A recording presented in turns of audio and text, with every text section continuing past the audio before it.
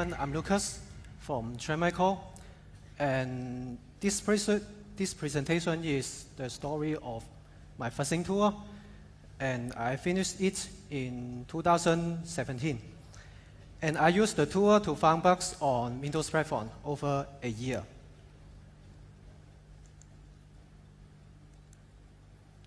Okay, here is my introduction.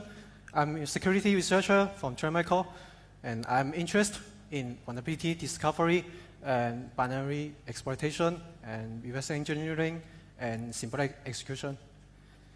And in recent years, I target on Windows platform and report bugs to MSRC.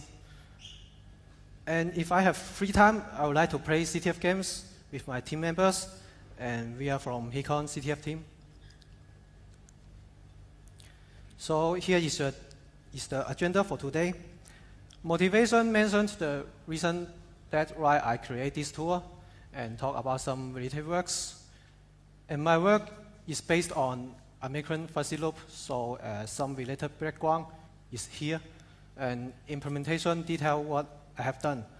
And the focus of this presentation is high performance, so some simple benchmarking data here.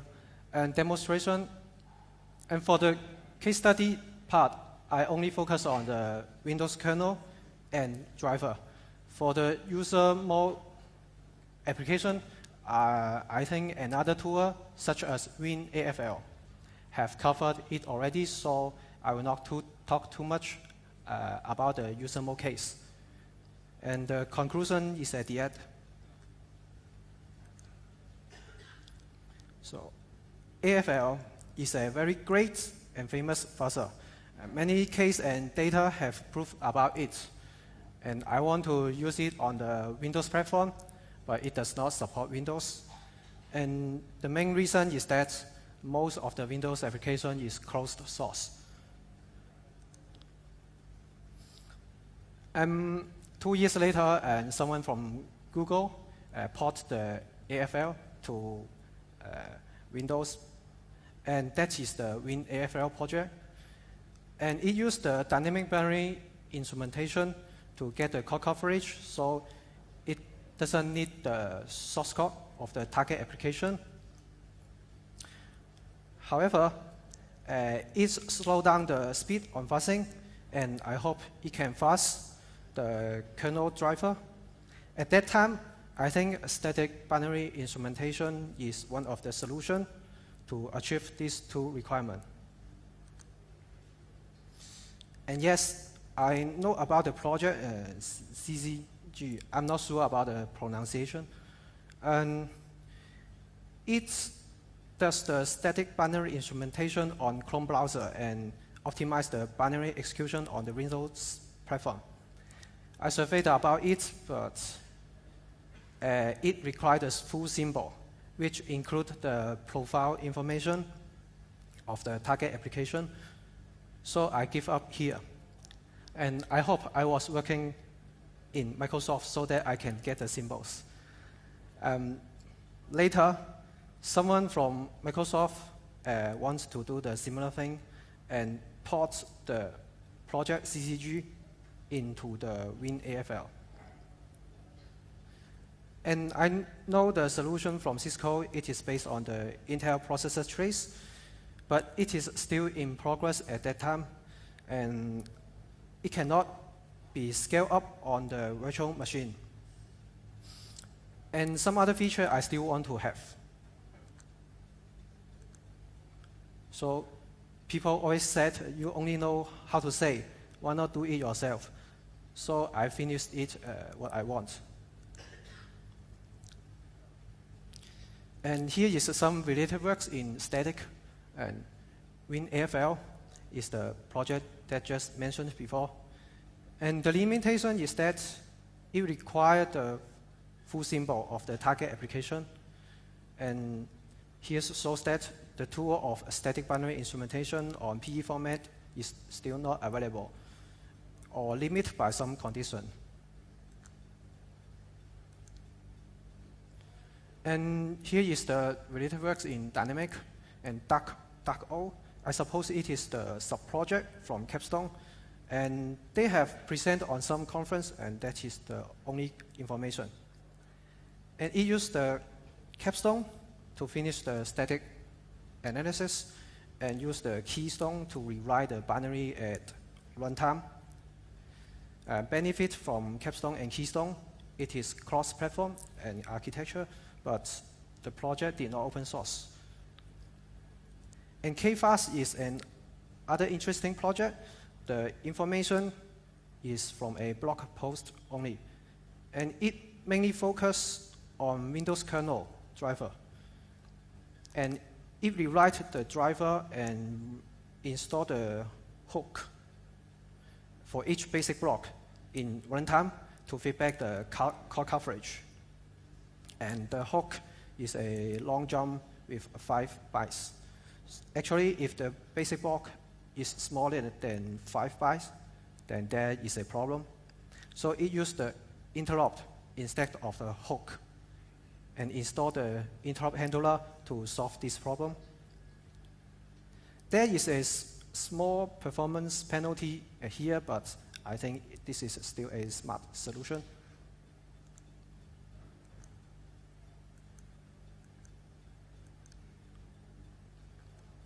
Okay.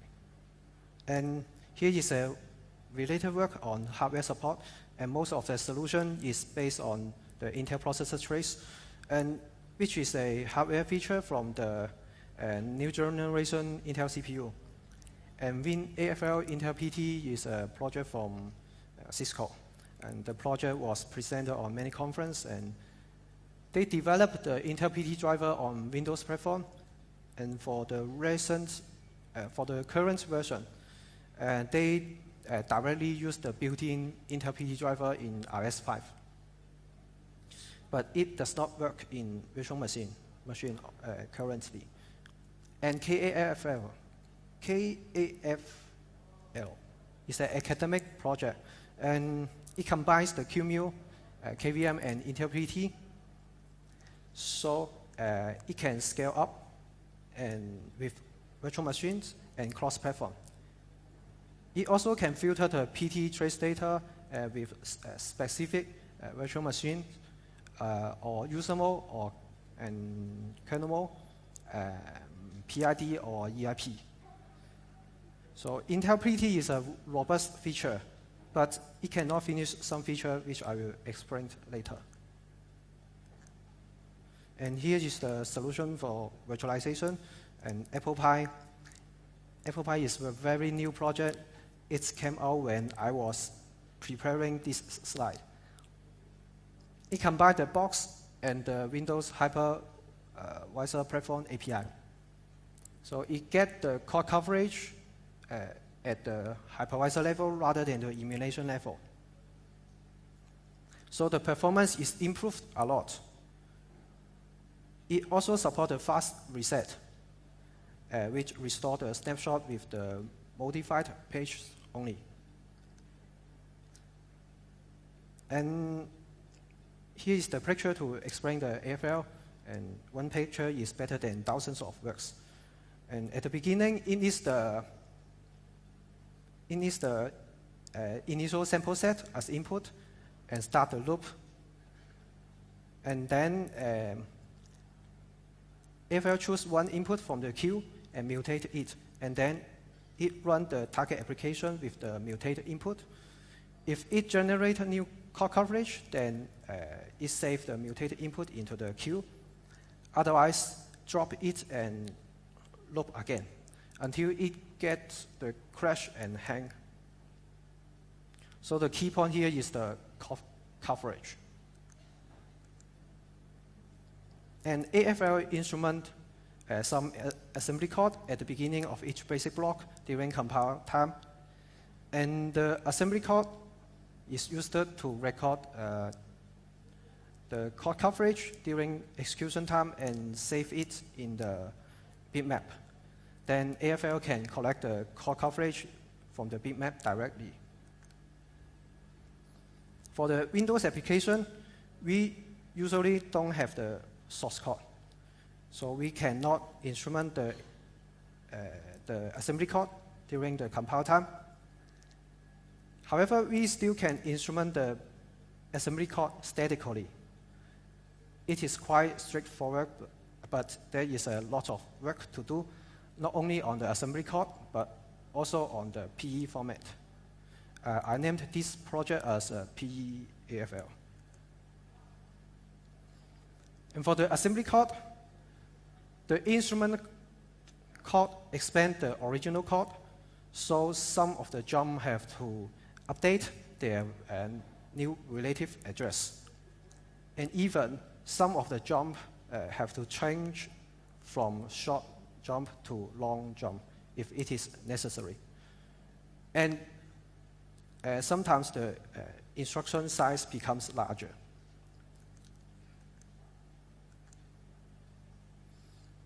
And for the PE file format, and the first thing I do is to duplicate the executable section and instrument the code on the new section. And some data, such as import table, still remains on the original section. It is possible to remove the original section completely, but I think it is in the future work. And then I append a new section, .coverage, to save the coverage bitmap and some variable that I used. Then P header and some related tables have to update, such as section table, export table, SEH handle table, and relocation table. And most of the update is from old address to the new one. And the picture on the right-hand side shows the before and after. And the yellow part is the update, and the green part is the append part. And all the information that I need is extracted from the IDA, such as basic block, branch, and its target address, and OP code, and operand, and stack frame. Since it is static analysis from IDA, some of the information may be incorrect and lead to some issue. I will detail those issues later. But first, I will have to talk about why I need the stack frame. And here is the reason why I need the information of stack frame. It can be used to poison the stack frame at the beginning of each function, and the stack is initialized with some magic value. It can use that to detect an initialized stack variable or memory leak from stack. And this is a case to apply the static binary instrumentation not only on fuzzing, but also on bug detection. And I think the solution based on the Intel process trace cannot do this kind of feature. And unfortunately, Microsoft put some nice mitigation on the Windows kernel stack. It kills the related bug class. But it looks like it covers the POD structure on the stack only. And it did not cover the user mode application, so it seems still effective on some specific situation.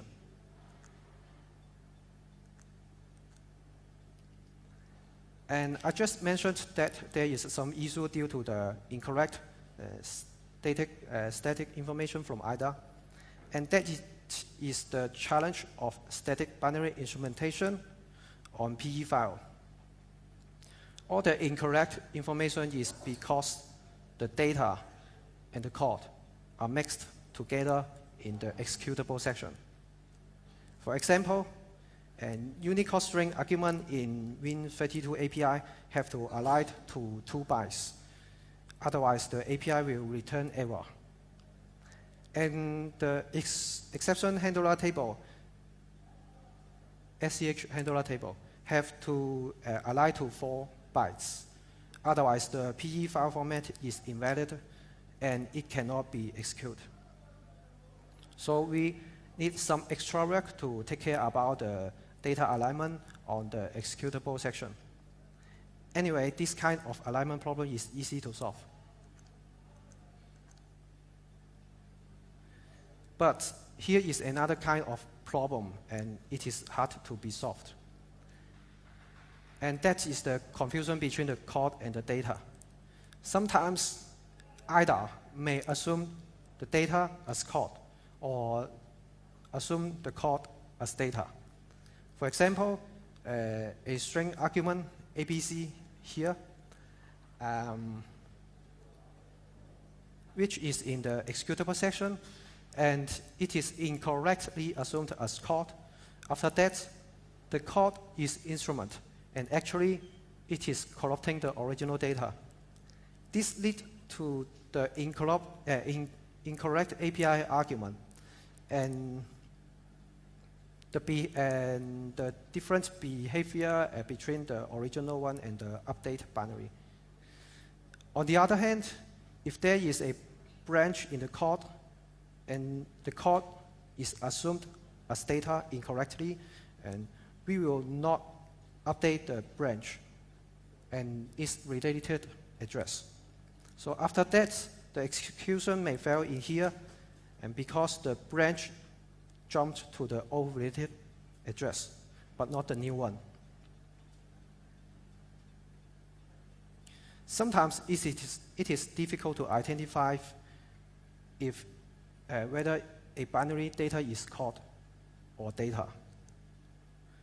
The problem is similar to the picture on the right-hand side. It is difficult to identify a picture whether it is a Chihuahua or moving. For this kind of problem, if you have the public symbol for the binary, and it provides the reliable information about which is data and which is code, and so the problem is solved. Otherwise, if you don't have the public symbol, and you can wait for the update version of your IDA Pro, as I see some case in the old version is fixed in the new version, and so they are improving, but very, very slow. And otherwise, if you don't have the public symbol and the disassembler have something wrong here, give it a try to fix the issue. For the case that assumed data as code, I instrument before the branch instead of the basic block, and then I validate the target of the branch. If it is invalid, then I alert them and fix it manually. And for the case that assumed code as data, I try to look for a valid branch in the subspecies data, and which is usually located at the end of a function. And some of the known data type can be filtered. Then I alert the remaining subspecies data and also fix it manually. The strategy here is semi-automation. Honestly, the solution here did not cover all the corner case, and some of the case can still be missed, and I did not put too much time on here to figure out a better solution. Maybe some simple emulation can be used here, or maybe some academic solution is available. It still has a room for improvement. And here is an example for instrumenting msping.exe without the symbol. As you can see, there is some warning message while collecting information from IDA. And that is the list of the possible confusion between the data and the code. And honestly, this is not a good workaround. And here is a picture to describe the fuzzing scenario. The scenario is similar to AFL. There is a wrapper test wrapper.exe. It is used to load and execute the target library, which to be fast. And named pipe and share memory is used to communicate between the wrapper and the fuzzer. After finishing one execution, And wrapper copy the coverage bitmap from dot coverage section to the shared memory. And then the fuzzer can get the core coverage. For the kernel mode fuzzing, the scenario is similar.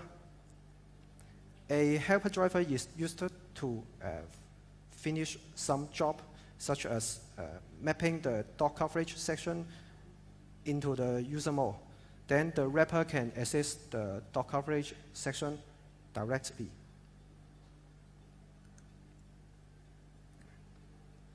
And he mentioned different type of instrument that you can use on fuzzing.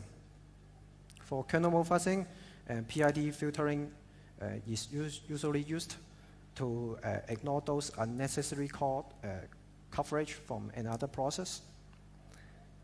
And for user mode fuzzing, some of the application is multi-thread, and so I allocate different AFL previous location variable for each thread.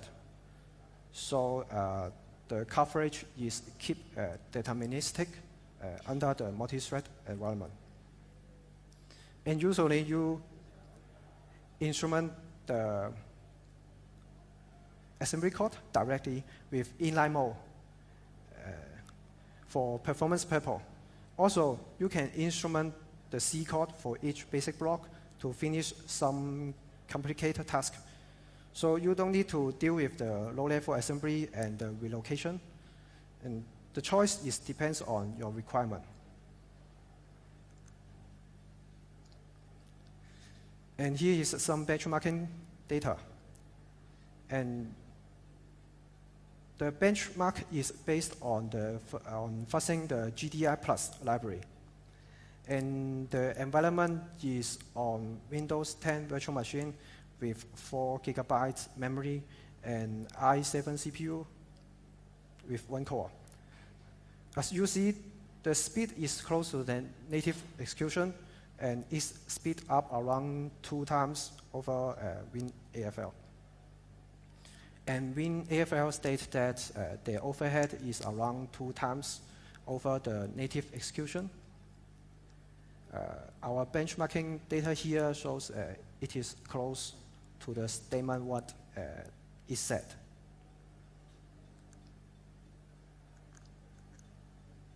And here is the demonstration.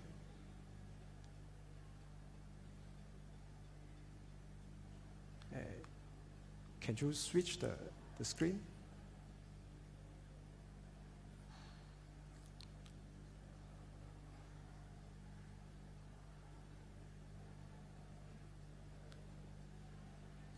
Okay. And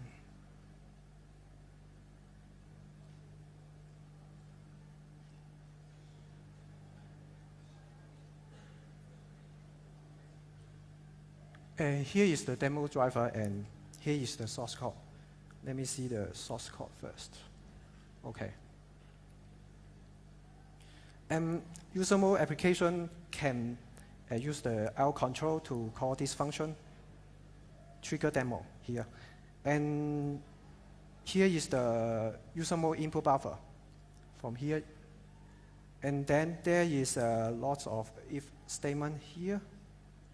And it checks the input, user mode input buffer with the BlueHat, BlueHat here. And I put a bug check here, 1337. So if the input buffer passed the first 4 if statement, then the system will crash and got the blue screen. So now,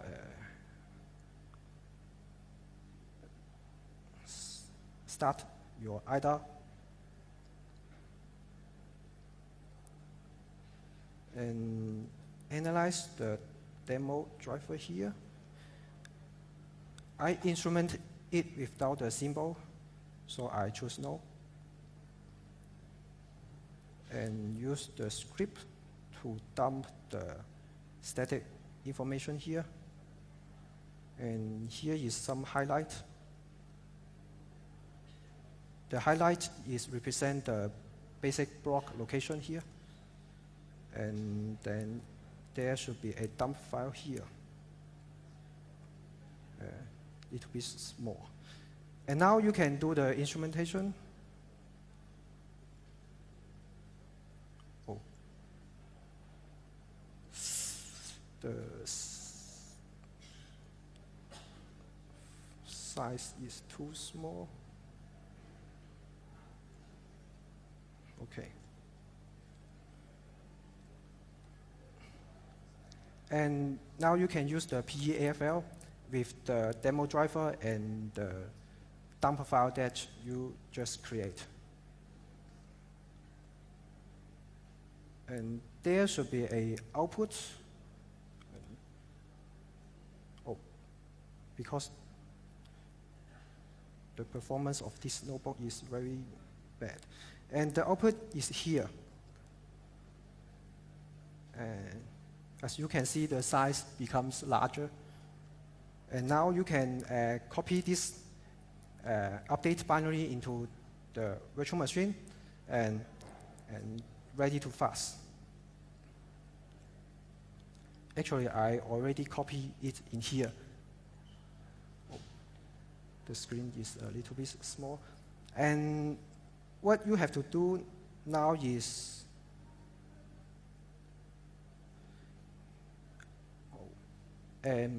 stop the demo service and override the original demo driver with the update binary, and then restart the demo service here. And then you can try to fast here. Oh, the command is too small. I think the command should be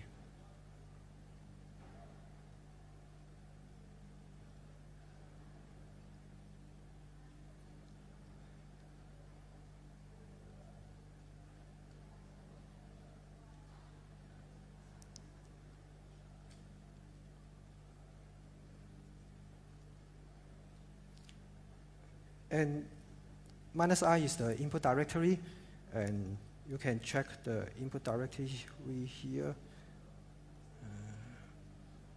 I only have one input,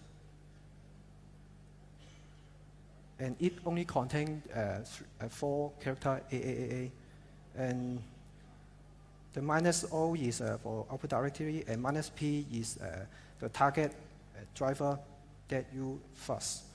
And test out control here is the wrapper that try to do the memory map and create a device demo. And I specific the out control code here for the demo's purpose. In the real world case, you can generalize here. And the last one is the input pass. So after you execute it,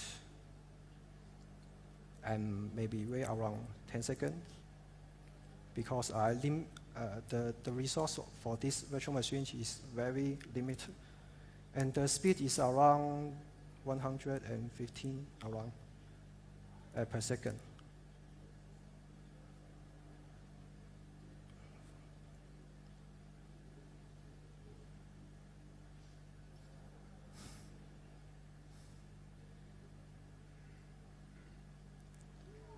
So here is the stop code.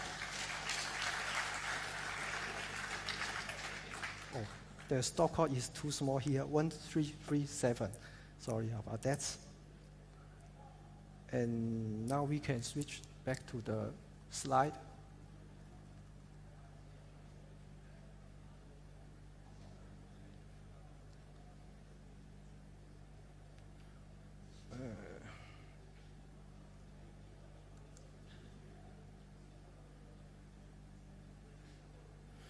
And here is the first case study. And CLFS is the first try on Windows kernel driver. It is a well-known attack vector and fully researched by Project Zero, Kin Team, and Chihu 360. It is also used on some competitions such as Pon2On. By the way, it was sandboxed recent years. The driver passed the undocumented BLF format in kernel, so it sounds very dangerous. And the entry point is from the API create transaction manager. And the BLF format has checksum, so I patch the checksum in the driver manually.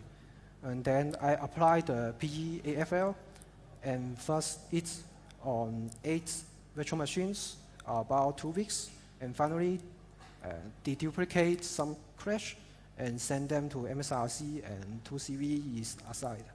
And one is poor overflow, and another one is use after free. And by the way, some of the crash POC did not fix. So those case becomes the anti-fast case on my fuzzing tool. And the second target is the CNG driver, which is one of the well-known vulnerable driver. And some of the entry point is from I/O control. This scenario is also applicable on any kind of I/O fuzzing. When the fuzzer started, the core coverage did not increase rapidly and stuck. It doesn't make sense based on the complexity of the driver. So it's time to figure out the root cause. And benefit from the static binary instrumentation, and it is easy to dump the execution trace and see what happened.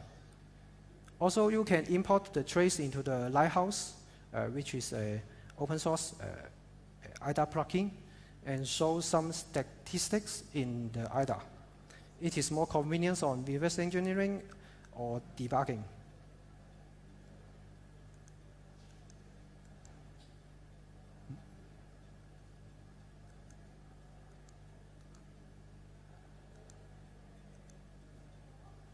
Okay. And after some investigation, the input for the I/O control needs some valid object, such as event object and the magic header. And after that, I slightly adjust the mutator and the input, and finally the core coverage increased. And after fuzzing a week on 8 virtual machines, the result is 1 CV, and that is in out of bound read on poor memory. And the third case study is registry Hive file. The registry Hive format is undocumented and is passed in the NTOS kernel. The entry point here is from the reg-row app key. And this time, we have to instrument the NTOS kernel, which is a very large executable, around 7 megabytes. It doesn't make sense to instrument the whole NTOS kernel, so we partially instrument the code that we only concern. As you can see in the picture, the NTOS kernel is partially instrument with some regular expression matching. The match is on the symbol's name.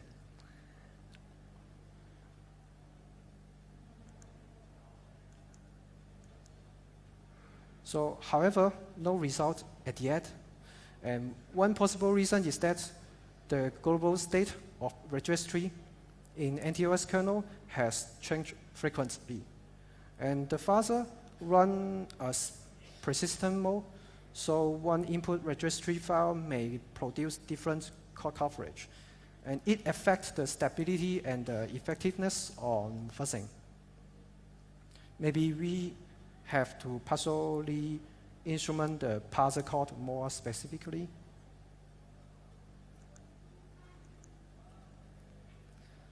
And here is a post story about instrumenting NTOS kernel. And is it possible to fully instrument the whole NTOS kernel and boot the operating system up. And I tried, and everything works except one place. And there is a self-modifying branch in NTOS kernel, and it is updated at runtime. And it is quite interesting that the read-only text section is modified at runtime. I'm not sure if it break any kind of security policy.